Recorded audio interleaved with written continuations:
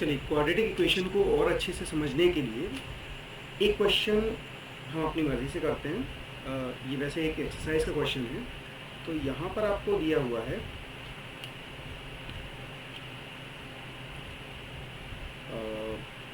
x + 3 whole cube is equal to x³ -4.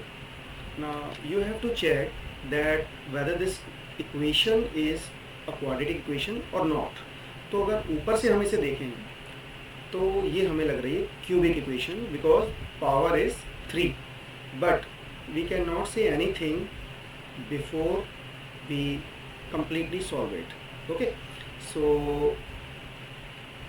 let's see. So first of all we have to solve this bracket which has power 3 using identity.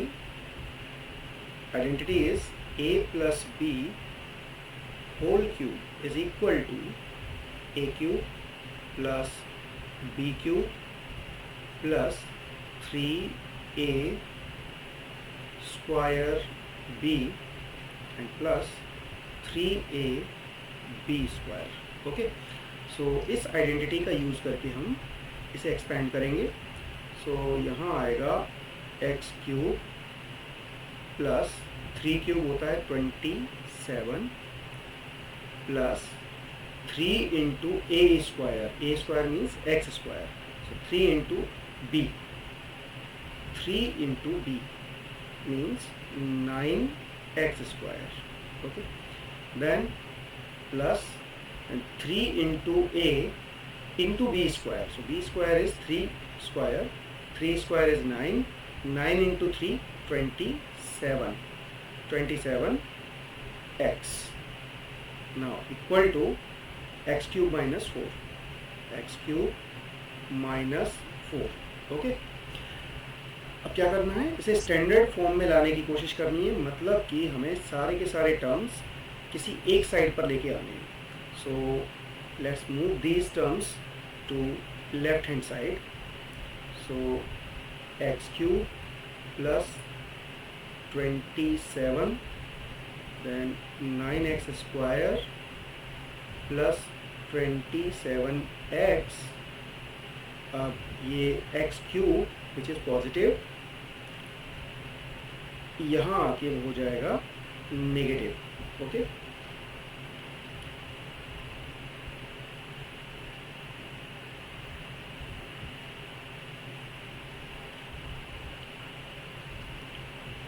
और ये जो -4 है ये यहाँ आके हो जाएगा +4 इक्वल टू 0.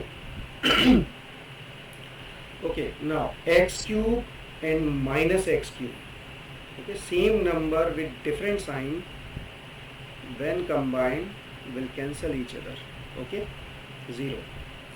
Now क्या बचा यहाँ पर highest power term 9x square. After that 27x, both are positive. Then 27 plus 4, 27 plus 4 is 31 equal to 0. ठीक है, तो now we have this equation in this form which is clearly a quadratic equation because it is having a degree of 2. Degree of this equation is 2. So it is a quadratic equation because highest power of the variable is 2, right? And when we compare it with standard equation, we will have the coefficients a equal to 9, b equal to 27 and c equal to 31. Clear? Okay, now let us discuss this word problem. Okay,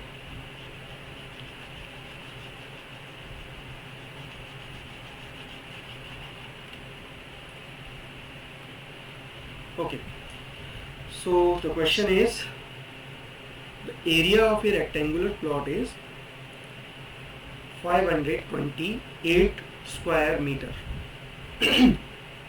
So let me draw this square rectangular plot.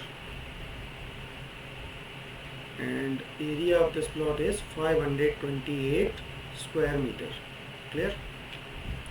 Now length of the plot in meters is one more than twice its breadth. Okay, so length of this plot, length है L और breadth है B. So length of this plot is one more means one plus then twice its breadth, two times of its breadth. So length is one more than two times of breadth, which means we can say here let breadth which is B is equal to x. x क्या है? एक unknown number है, so x मान लिया. Okay, and length L क्या है? So length L is one more means one plus twice the breadth. Twice the breadth means 2b, so it is 1 plus 2x. Okay, so length is equal to 1 plus 2x. Now area is given, and we know that the area of a rectangle is length multiplied by breadth. Okay, so according to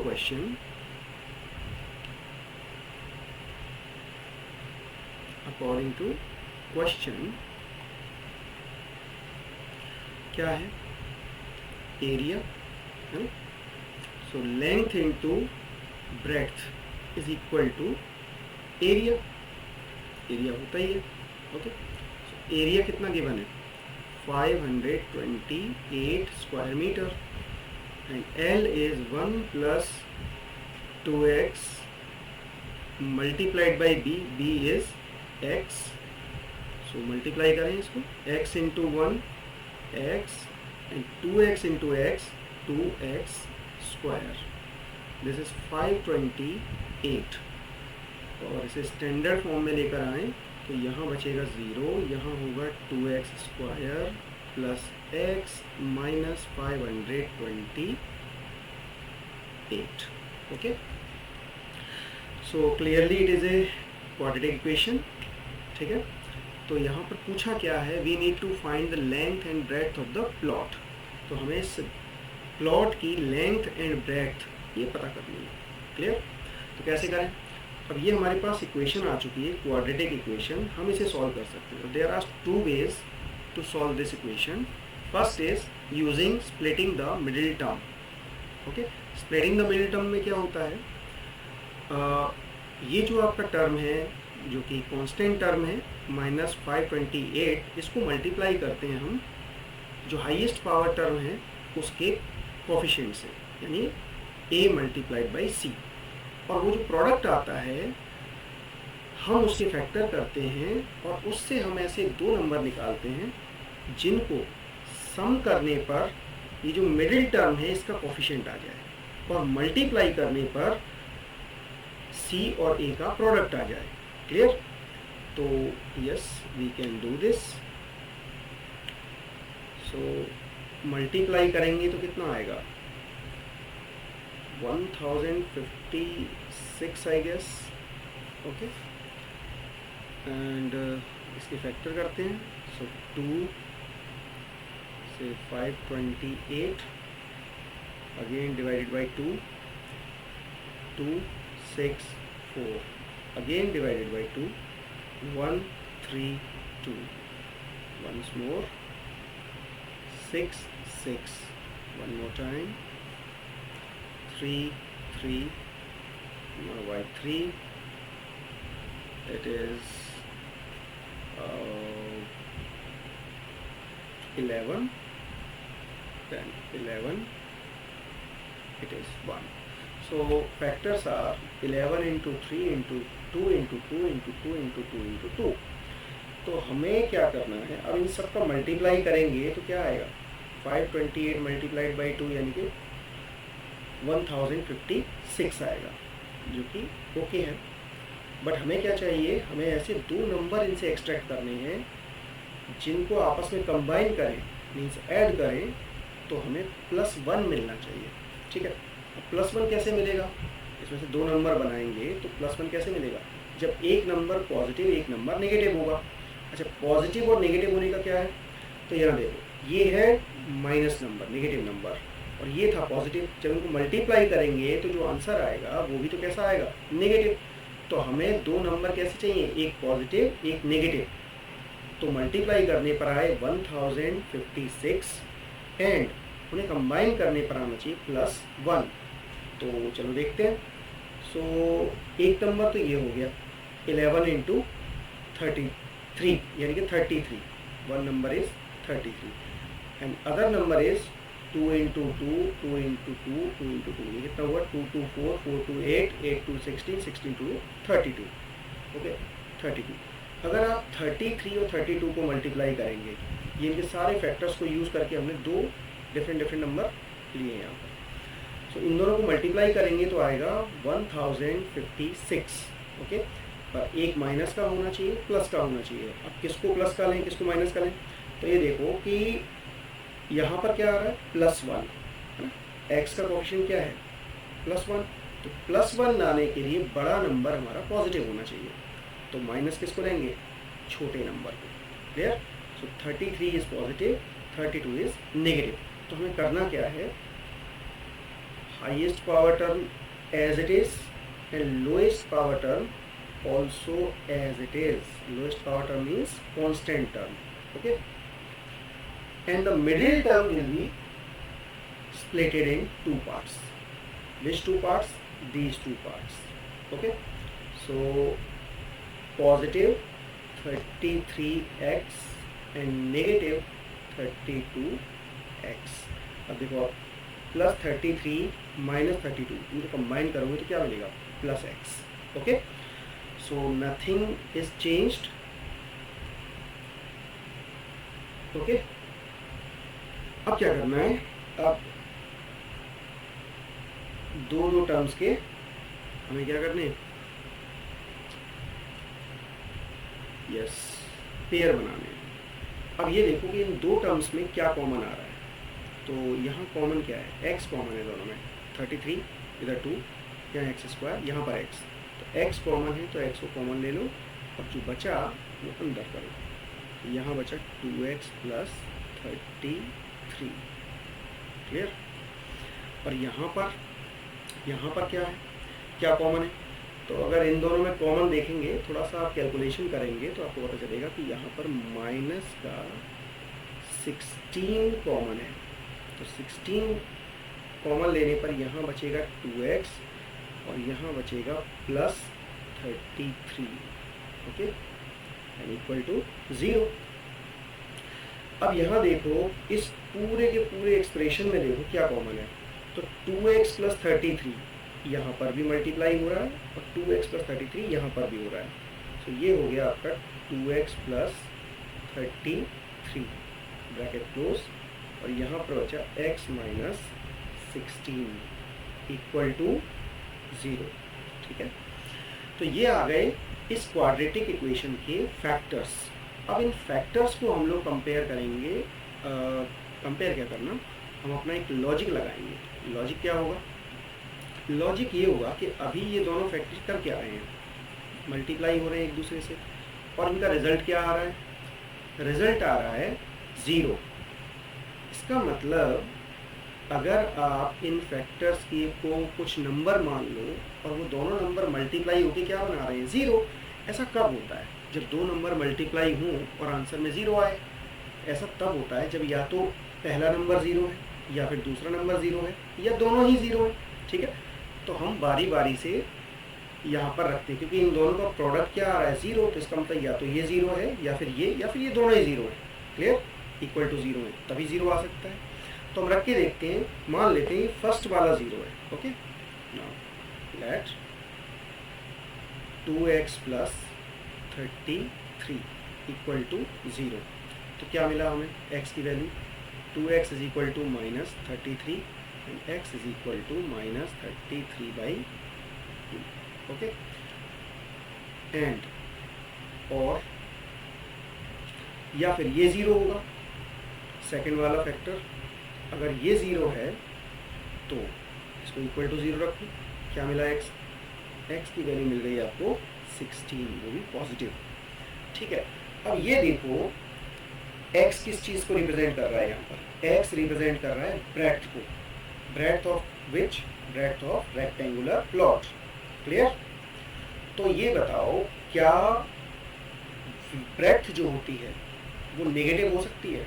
आप किसी चीज़ की length को नापो, breadth को नापो, क्या उसका answer negative number होता है? नहीं होता। प्रैक्टिकली लेंथ एक पॉजिटिव क्वांटिटी है। क्लियर? या तो 0 होगी या 0 से ज़्यादा होगी, ठीक है ना, लेकिन नेगेटिव नहीं हो सकती। नेगेटिव लेंथ का कोई मतलब ही नहीं बनता। क्लियर? तो इसीलिए हम x की कौन सी वैल्यू ले रहे हैं? पॉजिटिव वैल्यू, ना कि नेगेटिव। नेगेटिव नहीं लेंगे क्योंकि नेगेटिव लेंथ प्रैक्टिकली हमारे लिए पॉसिबल नहीं होती, और हम जो आंसर निकाल रहे हैं वो प्रैक्टिकल सिचुएशन का आंसर है। इसलिए x की कौन सी वैल्यू लेंगे? पॉजिटिव। तो टेकिंग पॉजिटिव वैल्यू, तो ब्रेड्थ क्या हो जाएगी हमारी? ब्रेड्थ हो जाएगी x इक्वल टू 16। अब स्क्वायर मीटर में एरिया था तो ब्रेड्थ आपकी मीटर में आएगी, तो 16 मीटर। एंड लेंथ कितनी है? तो लेंथ को ज़रा देखें, तो लेंथ कितनी थी? 1 + 2x।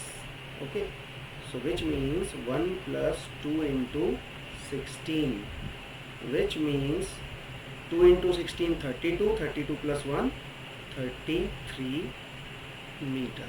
Okay, so we have find x equal to, means breadth is 16 meter and length is 33 meter. So this question is solved. ठीक है, तो इस तरीके से हम जो भी क्वेश्चन में सिचुएशन दी होती है उसमें जो अननोन दिया है उसको हम x यानी कि वेरिएबल मान लेते हैं। फिर जो भी वेरिएबल और दिए होते हैं और कंडीशन दी होती है उस कंडीशन को यहाँ पर प्लेस करते हैं।